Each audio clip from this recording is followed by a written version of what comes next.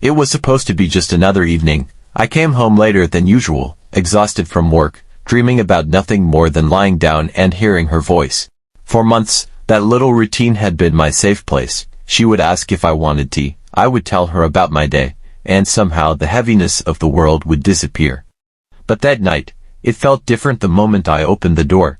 She greeted me with a smile, but it wasn't the same. Quick, almost mechanical, like she had practiced it in front of a mirror. I put my bag down and studied her. She clutched her phone tightly, fingers tapping the screen even as she asked how my day was. When she laughed at something on her phone, I instinctively asked, "What's so funny?" She locked the screen instantly and said, "Oh, nothing. Just a silly meme." Her voice was calm, but her eyes didn't meet mine. It was such a small detail, but it sliced through me. The days that followed felt like slow poison. She started coming home later than me, which had never happened before. I was with a friend, she'd say, or I just needed a walk to clear my head. Harmless excuses on the surface, but her red coat and perfume told another story. Why would someone dress like that just for a walk? At night, when I leaned in to kiss her, she would turn away slightly, pretending to yawn or mumbling about being tired. I tried to ignore it, tried to convince myself I was overthinking. Love is trust, I told myself. But the truth was gnawing at me, and the more I ignored it, the louder it screamed inside my chest. And then it happened. One evening, after dinner, she left her phone on the table while going to shower. It buzzed once, then again, the screen lighting up. I stared at it, debating with myself. I never believed in checking someone's phone. Privacy was sacred. But the sound kept echoing, dragging me closer, like fate itself was daring me to look. Finally, I picked it up, and the name on the screen froze my blood. It wasn't a stranger. It wasn't a coworker. It was him, my best friend, the man I trusted like a brother. I stared at the glowing screen as if it was some kind of cruel trick. His name burned into my eyes, and below it, a preview of the message. Last night was unforgettable. When can I see you again? My hand trembled, the phone slipping slightly from my grip. My first instinct was denial. Maybe it was a joke. Maybe it wasn't what it looked like. But the truth is, when you love someone, you know their patterns. And the way she suddenly walked into the room, glancing at her phone before meeting my eyes, told me everything. I placed the phone down gently, pretending I hadn't seen it. She smiled nervously, her hair still damp from the shower, the smell of her shampoo filling the room. For a second, I wanted to grab her, to ask, why him? Why us? But instead, I just nodded, forcing a smile that felt like glass shattering inside me. That night, I lay next to her in silence, staring at the ceiling while she breathed steadily beside me. My chest ached, my mind raced with memories of us laughing together, of my best friend sitting across the table from us during dinners, toasting to our future. Every memory felt poison now, every smile fake. The next day, I decided I needed proof. It wasn't enough to see one message. If I confronted her too soon, she would twist it, deny it, maybe even turn it against me. I needed to know the whole truth, even if it destroyed me. So, I started watching, quietly, carefully. I noticed the way her phone was always flipped screen down. The way she would step outside to take a call, speaking in a softer tone than she ever used with me. I followed the subtle trail of lies she left behind, each one leading me closer to a truth I didn't want to face. 2 nights later, she said she was meeting a friend from work. I offered to drive her, but she refused too quickly, saying it wasn't necessary. My heart pounded as I followed her at a distance. She didn't go anywhere near her office. Instead, she walked into a small cafe at the edge of town, and there he was, my best friend. Sitting across from her, smiling in a way I had never seen him smile at anyone. She leaned in, her hand brushing against his, and I felt my chest collapse. It was one thing to imagine betrayal, but to see it with my own eyes, it was unbearable.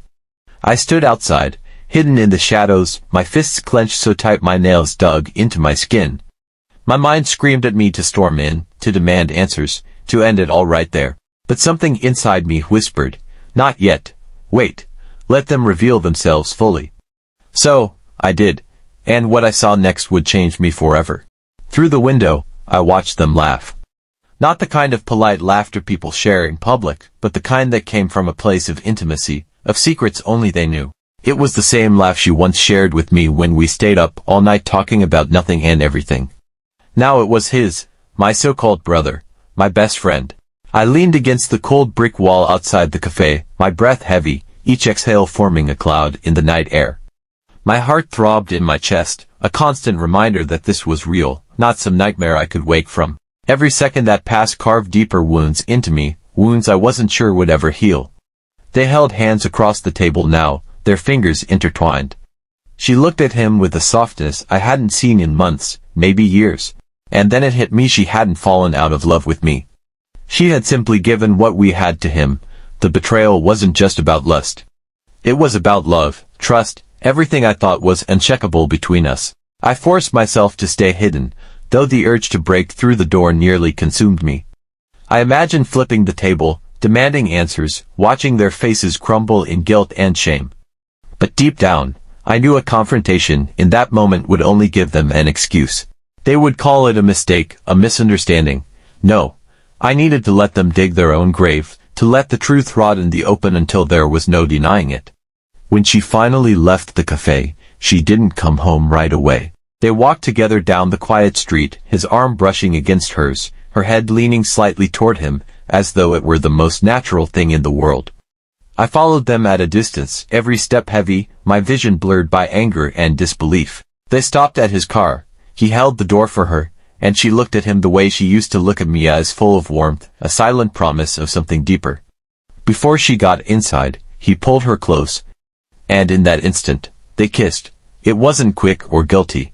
It was slow, deliberate, filled with a passion that twisted my stomach. My hands shook violently as I watched, gripping the steering wheel of my car until my knuckles turned white. I had seen enough. Driving home, my thoughts raced. The walls of my mind echoed with questions I couldn't silence. Why him? Why betray me with the one person I trusted most? How long has this been going on? The anger boiled inside me, threatening to spill over, but I swallowed it back. I needed a plan. That night, as she slipped quietly into bed beside me, pretending nothing had happened, I realized something. She didn't just betray me, she underestimated me. She thought I would never find out, never piece the puzzle together. That was her mistake. Because I wasn't about to let this slide. Not anymore. Days turned into weeks, and the silence between us grew heavier than words. She still smiled at me when I came home, still cooked dinner, still leaned her head on my shoulder while we watched TV, but behind her eyes was a shadow I couldn't unsee. Every small laugh, every I love you, felt like an act rehearsed too many times. I kept asking myself, was I imagining things? Was I being paranoid? But the evidence stacked higher each day. Late-night texts she wouldn't let me glimpse, phone calls she took in the kitchen with her voice lowered, excuses to leave the house at hours that didn't make sense. One night, when she thought I was asleep, I watched her unlock her phone under the covers. The glow lit her face, and she smiled, not the tired, distracted smile she gave me, but one full of life, excitement. A smile I hadn't seen in months. She typed quickly, her thumbs dancing across the screen. I leaned closer, my heart thundering, and just before she turned away, I caught a single word on the screen.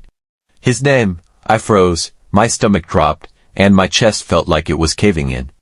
It wasn't a suspicion anymore. It wasn't a bad dream I could wake up from. It was real. The betrayal I had feared was right there, glowing in the palm of her hand. The next day, I couldn't pretend anymore. I told her I knew. My voice cracked, but my eyes stayed locked on hers. She stuttered, denied, swore I was wrong. But lies unravel fast when the truth is already burning. She broke down, her tears streaming as she admitted what I had dreaded most. It had been going on for months. With him, my best friend, the words barely registered. Months. Every laugh we'd shared, every weekend we spent together, all while they were keeping this secret. I felt the walls close in, and for a moment, I thought I might collapse right there on the floor. I asked her why, out of all the people in the world, why him? She couldn't answer. She just cried, covering her face, begging me to forgive her, saying it wasn't supposed to happen. But it did happen, and the knife in my back had both their fingerprints on it. That night, I sat alone in my car for hours, the weight of their betrayal pressing on me like a storm I couldn't escape. My best friend, my girlfriend, the two people I trusted most had built their own secret world, and I was the fool left in the dark. I knew then that nothing would ever be the same. The question wasn't whether I could forgive them, it was whether I could live with myself if I stayed. The night I decided to confront them wasn't planned, it just happened.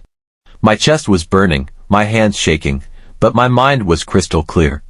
I had already seen enough lies to last a lifetime, and every quiet smile she gave me now felt like poison. I waited until she left the house again, claiming she was meeting a friend. I followed her, this time not hiding in the shadows but ready to face whatever truth she thought she could keep from me. She drove straight to his apartment, no hesitation, no guilt. That was when I realized it wasn't an affair in the shadows anymore. It was a new life she had already chosen without me. I walked up the steps, my heart pounding like a war drum. Through the thin walls, I could hear muffled laughter, the clinking of glasses, and then silence. I knocked, the door opened, and there he was. My best friend, my brother in everything but blood. And standing just behind him, with her hair down and wearing the smile that used to belong to me, was the woman I thought would never leave my side. Her face turned pale when she saw me. His, on the other hand, twisted into something between guilt and defiance. For a second, no one spoke.